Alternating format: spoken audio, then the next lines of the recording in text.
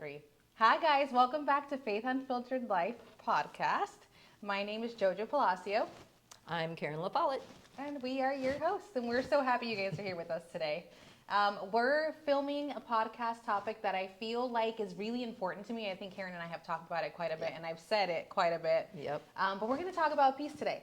All the things about peace. Yes. There's a lot of variations of peace also. So there's things that we're going to look at regarding what is peace? What's the definition of peace? How do you protect peace? How do you exercise peace? All those different things. And because peace just isn't one way, it's multiple ways. And one of my favorite scriptures, we got a couple of scriptures to share with you, but one of my favorites is very popular in the Christian world, but even whether you're a Christian or not, you'll understand this because it's so important. And it's Philippians 4:7. It says, "And the peace of God, which transcends all understanding, will guard your hearts and your minds in Christ Jesus." And that's so important because peace should guard things. It should really guard things. And if I'm not in peace, I'm very disarrayed. Are you disarrayed if you're not in peace? Oh, yeah. Yeah. And sometimes you don't realize how important peace is until you experience it. Because I remember before living with Jesus or having him as my Savior, you know, my life was a little chaotic. Mm-hmm. And I didn't realize it, though, until I started experiencing more calm situations, if you want to step there. Like I had a gradual step towards peace, but times were a little calm, and I'm like, oh, this is really nice. And they came about because I was spending time with him.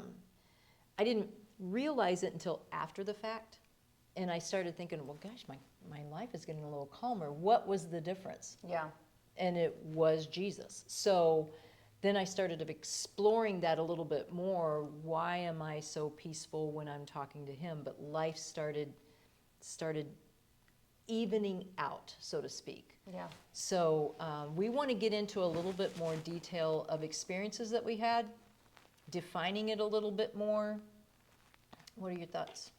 I feel like peace is so subjective, right? Yeah. Like, what could be peaceful situation to me may not be a peaceful situation to you. And it doesn't mean that it's right or wrong.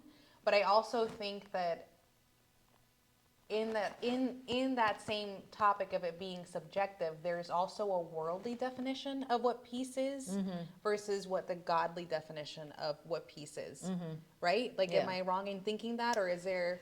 No, I think you don't really... We would identify with the worldly peace until we meet Jesus, and then we realize there's a difference. Yeah. So what would be an example of worldly peace for you? Okay. So what I mean by worldly peace is money is easy to talk about. So let's talk about money. Me feeling some type of safety or like calmness or peace around the fact that I have a nice big savings account. Yeah. Right? So there's no trouble. You There's can no cover trouble. no trouble. Yeah. But your sphere of pressure Or going without or is lack. is just not existent. Right. Now, would I define that as peace, like godly peace? No. No. Right? Because if we go to the Bible, like at the root of all evil is money. Mm-hmm. So not to get like super technical and biblical about it, but I'm just trying to like really dig deep into, maybe we have a listener that's thinking, okay, well, my life doesn't sound anything like JoJo's, or it doesn't sound anything like Karen's. I'm nowhere near that season of life. So do I not have peace? Well, and I also want to kind of clarify on that money piece also. The root of all evil is the love of you're money. right. Yeah, the Yes, love the of love money. of money. Money's not bad. Right. You're absolutely right. It's where we put our passion in money. I look at money as a bartering tool. Yeah. I don't look at money that I crave it. Yeah. I'm smart about money. Like you save some, you spend some, and you give some.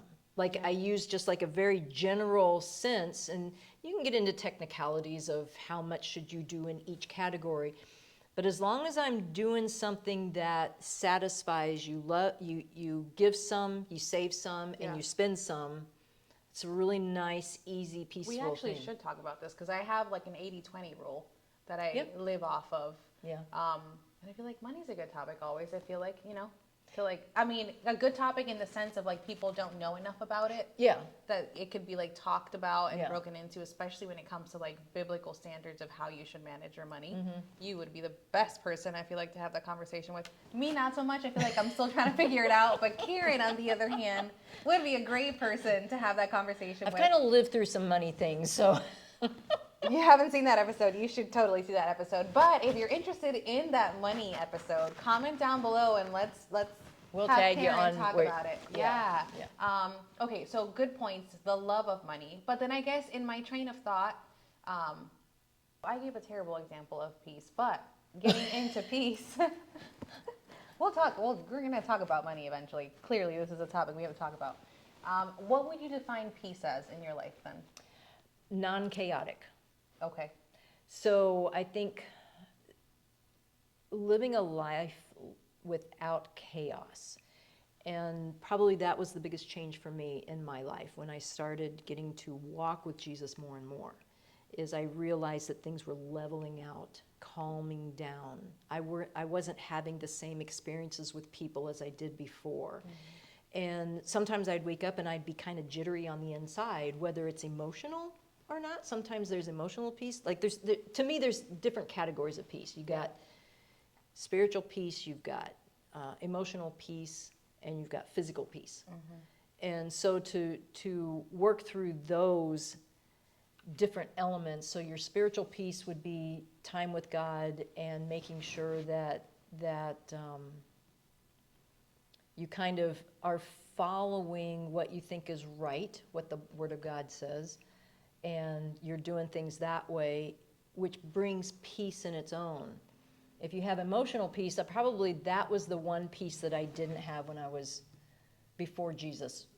I did not have emotional peace. I'm not much of an emotional person, but I was angry, like I would flare up in anger, even though I'm pretty much a positive person. I've always been that way my entire life, but I would have outbursts of anger, outbursts of I don't know, not happy, something like that. They weren't standard, but they were just outbursts of it. So that's an example of emotional peace. And then you have your physical peace, which physical peace is exercise. And for me, physical and spiritual peace go hand in hand. I agree. In controlling your emotional peace. Because if you're not exercising, it builds up. I mean, you probably know a little bit more about this than I do, but on the inside of your body, I mean, you're made up of all kinds of stuff. And if you're not exercising and putting out those endorphins and things like that, or increasing your endorphins, however that works, if you're not exercising, then that can disrupt your chemical balance, which disrupts your emotional peace. Mm-hmm. And then your spiritual peace, if you don't spend time with God and you don't know the different aspects of living a godly life, which we all endeavor to do one step at a time, then that little piece is a little disarrayed. Mm-hmm. But I think emotional peace is a reflection of your physical and spiritual combination. I agree with that. I mean, I think for me, peace is almost like balanced. Yeah. I've come to learn that even though certain things in your life may seem or feel chaotic, there's always a balance. And I say that as someone who is like, I work full time, I run a business, I have a son, I'm married, I go home and it's not like I can go home and just kind of like shut down and close off and You're just do changing nothing. A phase of that day. Right. It's just something that's in constant rotation. But I think our pastor said it the best, that there's periods of time where even though it is chaotic, you don't feel it because there's grace for it. Mm-hmm. And so I equate that to balance and being peace. There's a lot of things in my life, like right now there's just a lot of moving pieces in my life, and I know it won't always be like that. I'm grateful for what I do have and the opportunities that have opened up and the doors that are opening, but I feel peace even with the constant moving and the flowing, when I find balance. And as long as I'm not neglecting one of those areas, like for you, spiritual, emotional, physical, for me, I kind of pocket those into, my home and my family life and my husband and my Nice. son. Yeah. As long as that first ministry, that first thing that I'm called to, I prioritize and I'm able to do that and function in all those other areas, I'm good. But if this one thing is off, I'm sorry. We got to fix something. Something has to be adjusted. Something has to be rearranged. And I don't know. Lately, I've been feeling a really big pull on the fact that, not lately, because I think our pastors do a really good job of doing this, where like they kind of the priorities. Is that what they call it? The priorities of like how things in order and the priority, what you should be giving priority to in your house. And I find that as long as all those areas are balanced and I'm able to fully be present in everything that I am doing, then okay, I equate that to peace. If not, then I have to, am I not praying as much? Am I not in the Bible as much? Am I not spending enough time with my family? What is it that I need to shift, or what is it that I need to rearrange in order to have that balance again? So when you're out of balance, your main thing is to try to figure out what is throwing it off. What do you do? Like, when I'm out of balance, I will tell you this. I feel like my husband's probably the best person because he will call me out every time. Like if there's an area in our lives that he's like, hey, I'm noticing that you're this, that, or the other, he will be the first person to call me out. Yeah. And just be like, hey, this is going on. And when I acknowledge that and I can say, okay, no, you're absolutely right. I have been, lacking in this area. That's where I have to stop for a minute and I have to be like, okay, what is actually going on? And a lot of the times, the grace period for one of those things is ended. And that's God's way of kind of telling me, hey, that's it. That's enough of that. Let's move on. Yeah, yeah. With me, I have, if something's not working right inside of me, for me, it's like something's not feeling right on the inside, but I can't put my finger on it. I don't know. Things like that happen to you, or is that weird? Okay, No, it's so like an urging, like a an gut anxiousness feeling, or disshuffleness, something like that. One of the first things I've learned to do is I will go to some close friends and I'll ask this: what have I been saying lately? Interesting. Okay. What have I been saying? Because I am a firm believer that out of the heart the mouth speaks. Yes. And so if there's something disshuffled inside of me, and when I'm talking about the heart, I'm not talking about my physical organ. I'm talking about my my innermost being of who I am. Your being, Yeah, who I am, my character, who I am, my heart, that. And so I will talk to close friends that I had been talking to for the last few days, and I'll just ask, what have I been saying? What words have you been hearing me say? Almost every single time it's inevitably nailed. I can find my issue then. And I can say, oh, that's really bothering me. You would think I would know, but I find myself in positions where I don't really realize it. Yeah. And so once someone can repeat that back to me, then I'm like, oh my gosh, that's terrible. Karen, let's focus on that. Then I'll take my time at home. And one of my favorite things to do is talk to God. And so I'll talk to him and say, here it is. These are the things I've been saying. And then I'll just read something. I'll force myself to calm down. I'll force myself sometimes to stay at home for an evening and say, okay, we need to find peace again. We need to just get calm and discover where we're at. Yeah. So, and once you find that, once you recenter yourself, once you refocus yourself, how do you grow that, or how do you stay there? How do you nurture that peace? So it's longer periods of time now for me because I'm learning how to discover that peace. It's longer periods of time. And I just take cues from myself, really. It's cues of how am I speaking to people? I have to always evaluate, am I treating someone right? If someone's talking to me, am I thinking of something different? Am I giving them my time and attention? Am I spending a proper amount of time with God? Yeah. That's probably the biggest thing as I continue to grow in peace. Am I spending enough time with God to make sure I can keep my emotional level down? This might sound a little odd, but am I exercising? Because you can get pinned up energy. Or you can lose your energy because you haven't been doing anything. And that's equally as frustrating on a body, frustrating on your mind, and ultimately it will impact your spiritual life. Yeah. Too. So I think there's for me, I have to make sure that I experience all those areas, make sure I keep my exercise level up or my activity level up. My social life is important. Make sure that I have a good, ample social life so that I'm not home by myself all the time. Make sure I do spend some time with God every day. Doesn't mean that I have to spend hours with Him. Right. But I do spend time of maybe a few minutes of just saying hello to Him and thanking Him for the day and what my day looks like. I'll say that to Him and what my desires for the days are. Yeah. And so it doesn't take, sometimes I spend 20 minutes with Him. Sometimes I spend 5 minutes 20 times a day. You know what I mean? Like it's just small increments. Yeah. So.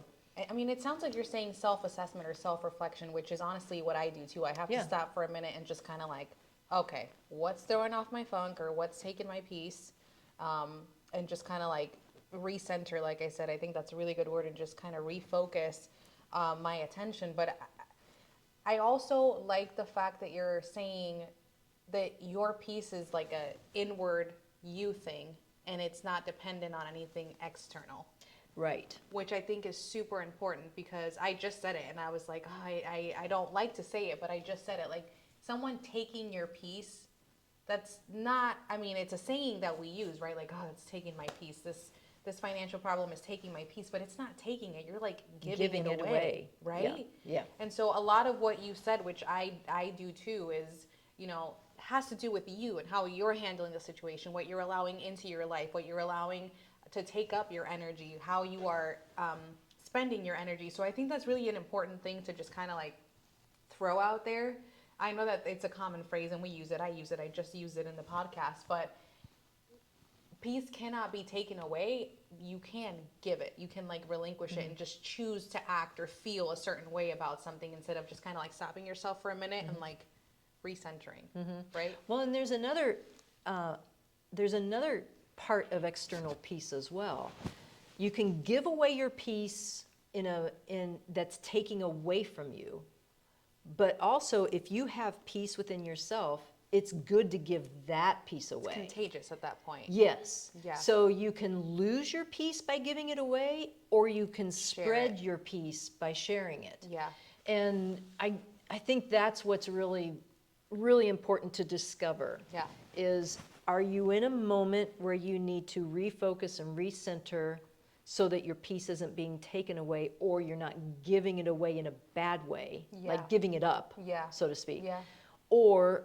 And then secondly, and when you're filled with peace, secondly, share that peace with people and let that spread out to other people. Because, and an example of that is, well, why are you so calm in this situation? Somebody might ask, why are you so calm? Right. Why doesn't this bother you? Right.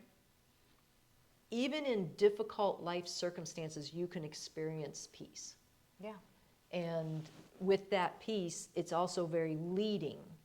And what I mean by that is when you have God in every life situation and you're peaceful about it, He will lead you through that. You're maneuvering through life maybe in different ways, but He's maneuvering it, and you have full peace through the most challenging times. Yeah. And in situations where you're waiting on God or you're going to God and you kind of like don't know, I mean, just as you were saying, someone asks you, how come you're so calm in a situation, in this situation, whether it be chaotic or, hurtful or painful, and it immediately brought to mind like having an emergency situation, for example, at the hospital. I'm an ICU nurse. I work in emergency situations, critical care situations all the time. and you have some of the craziest things happen to you, and even in the environment of being exposed to it all the time, I mean, we're human, right? Yeah. Nerves and like freaking out is a natural reaction, but honestly, most recent event that happened, it was something that was like so out of nowhere, nobody was expecting it. And I'm just sitting there looking at everyone, and literally all of the eyes are turned towards on me, and I'm like, okay, all right, well, you're gonna do this and you're gonna do that. Is this person okay? We're making sure everybody's cool. All right, everybody, we're safe. We're at a good point, ready to rock and roll. Let's get to where we need to go. And at the end of the day, people were like, I really appreciate the fact that you just stayed so calm. Yeah. How did you do that? Yeah. I focused on what I knew to do. Yeah. Do you know? And as Christians, I think that we get so distracted by the chaos and by what's going on around us that instead of focusing on what we know to do, pray, read the Bible, worship, recenter, self-reflect, self-assess, maybe ask someone that's of good counsel, someone that you trust, like, hey, what have you been seeing lately in me? We know to do these things, we just kind of forget them, and that's where I feel like the chaos just kind of gets even worse. Yeah. But if we focus on the things that we know to do, we can navigate any situation in peace. Yeah. If we choose to just stay founded on that. Yeah. And do you live your life 100% in peace all the time? Absolutely not. That's where the balance comes in. Exactly. As long as I have a little bit of Yes. balance. Okay, I'll take a chaos, but I'll take a little bit of peace with it, please. Yeah. Please. Yeah. And you were mentioning about you were at a point, and then you're like, okay, you do this, you do this, you do this. I think one of the phrases also that, not phrases, but one of the life situations that we can be aware of is when a tragedy or an event, an escalated event, Unexpected, chaotic, unexpected, when that's happening, can you be the calmest one in the room? Yeah. Because that's what that situation requires. Right. When you're filled with peace and in that situation and you're sharing your peace by keeping control over the situation, that's an example of external giving away peace that you already have. Yep. That's a good example of that. Yeah. Not everybody's in that same place at the same time in that moment. Right. So there are times when something chaotic might be happening, and I wouldn't be the calmest person in the room. Right. Had that been an accident with my son, I'm out. Right, right, Not the calmest person in the Yeah, room. There right. would not be any peace about me. right. But it's, depending on the situation. Yeah, you're absolutely right. Yeah. So you don't always have to be that person. Yeah. But the more you seek peace from God, the more you become that person in many more situations. Yeah. Does that make Yeah. sense? Yeah. And this is one of the things that you will hear me say if you ever are around me. I love to use the term protecting my peace. Mm-hmm. Love it. Because one, it's important. We're discussing how important it is for you to have peace, to grow your peace, to, have it be contagious in your life. But it's also hard work to get to that point. It's hard work for you to self-assess, to reflect, to cut things off that no longer benefit or help you in that peace development. And so I am very big on protecting my peace. What are some ways that you do that? Actually, Karen loves llamas, okay? And I am thinking about this. This is so random, but I'm thinking about it because there's this saying that we have on the worship team that we have no drama llamas all around the worship team, like in the pastor's office, in the back green room, no drama llamas. Karen loves llamas, but she loves no drama llamas. So I equate that to protecting my peace. She says no drama llama, I call it protecting my peace. That actually came from the worship pastor. Really? Yeah. See, I mean, it's another way of you saying, like, listen, I'm not here for that, right? Yep. I'm not here for that nonsense. Yep. But what are some ways that you protect your peace? I will, nowadays, not in the beginning stages, but nowadays, in the beginning stages, I was very raw at it. I wasn't good at protecting my peace. I gave it away, gave it up all the time. Yeah. But after following the Lord and spending more time with Him, I've learned that, hey, I've got to stop conversations. Just what you were saying before. I'll stop conversations. Or when things are going on, even on the worship team, and I don't want to give the impression that this happens all the time because it's rare, but even in a joking manner, we'll say, no drama llama. And then it just refocuses everybody. Yeah, everybody immediately It's is just like, wait, oh, okay. am I the llama? Wait, Right, where's right, the llama? right. Where's the llama in the room? And when Yeah. she says we literally have stuffed llamas all over the place. In fact, There's framed pictures of llamas. There's a llama that Yes. rotates around, especially now during Christmas time. There's llamas everywhere. and it just constantly reminds us, no drama llama. Yeah. And just stay sharp with Yeah. the word of God. Don't let anybody steal that from you. Yeah. In fact, I don't know if you know this. Do you know we have a llama on stage? I think it's somewhere near your area, right? Yeah. Okay. So on my area, we got this little stuffed llama, and it's hanging right on my. I love that. I love that so much. I'm very similar to that. I protecting my peace, and a lot of that has to do with me internally. Like I can feel something start to like hit my heart the wrong way, and my emotions and like my thoughts start spiraling, and I can start to make a big deal out of nothing. And I've learned to just kind of be like, hey, shut it down. And this is a really good reason why you need to have godly friends too. I will never forget, I was walking through a life situation. I wanted to purchase a house. And I had an agreement with the seller, and their realtor wasn't present, but I had an agreement with them, one that would be binding. And the realtor came in 24 to 48 hours after the fact and said, you agreed to that? Talking to the seller. Yeah. And he said, hey, go back to Karen and say, no, you're not really going to do that. I could have stayed on that and purchased that home because I had everything legally binding. Anyway, I was very frustrated in the moment. And so I just said, you know what? I'm going to walk away. It's okay. But I was very angry. And so I talked to a friend of mine, and having conversations, explaining everything, and my emotional responses were disappointment, anger, this isn't right, all of that. But I'm speaking to my godly friend, discussing this situation, and the conversation went a little too long, which means we were camping, me in particular, camping on the things I was saying about this thing, and my heart was starting to spiral deeper where it shouldn't have. It went beyond expressing my disappointment to now I'm getting some bitterness. Taking root, yeah. It's starting to take root. My friend was saying the same thing, and all of a sudden, this is why godly friends are so important. All of a sudden, she says, I have to stop this conversation. She was strong enough and able enough and to say, I've got to stop this conversation because this is beginning to take root in my heart of how I'm viewing the people involved. And that snapped me. She protected her heart by saying, I'm sorry, I love you dearly. Right. You're my godly friend. Right. I know this isn't like you, but I see something happening in my own heart because we're having this conversation. Yep.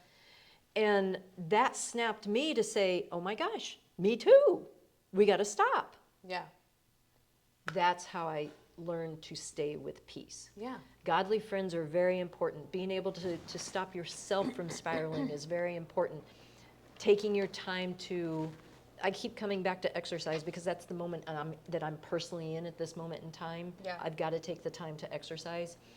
And so using that in my list and spending time with God. Yeah. That's protecting to me. Yeah, setting boundaries is what I'm hearing you say. And honestly, I now as an adult, or now as someone who takes more time, I guess, to read the Bible and like think about the words that I'm reading instead of just kind of reading it to say that I did it. There is a Bible verse, and I have to look at which one it is, but it says, it's basically me paraphrasing, like, not everything is a sin, but not all things are good. Right. Do you know? And Yeah. so it's basically what I'm hearing you say, like, is you complaining and like you sharing your disappointment and just kind of like, you know, violin playing, boo-hoo and crying just, it out, woe yeah. is me. Is that a sin? No. No. But is it good for you? No. When it starts impacting your heart, and as you follow peace, your heart begins to soften even more, because you're developing. Following peace also expands your love for people. Following peace expands your love for yourself. Following peace expands your love as a general rule.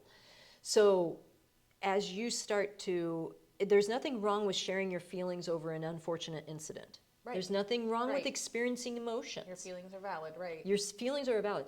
It's when it takes the turn to penetrate the heart, to turn it into something wrong.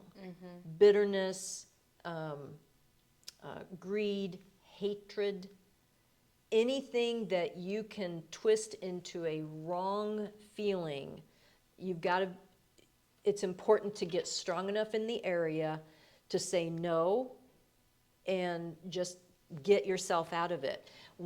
One of the ways I get myself out of it is if I am having odds with a person, not you, but if I'm having odds with a Not person. really talking to each other, but we're filming a podcast. Crazy. Can you imagine? Yes. That would be awkward. Yeah, really. If we're at odds with a person, I would start saying, I wish blessings over their life. Like, I got to start praying for that person, elevate them to something that I might want. That's something that our pastor is constantly, if you don't know what to pray for somebody, pray for something that you would want in your life, because you clearly are having odds with a person, so it's hard to see past that. Yeah. But if you want good health, pray good health over them. If you want more love, pray more love over them. If you want, strong friendships, pray strong friendships over them. Yeah.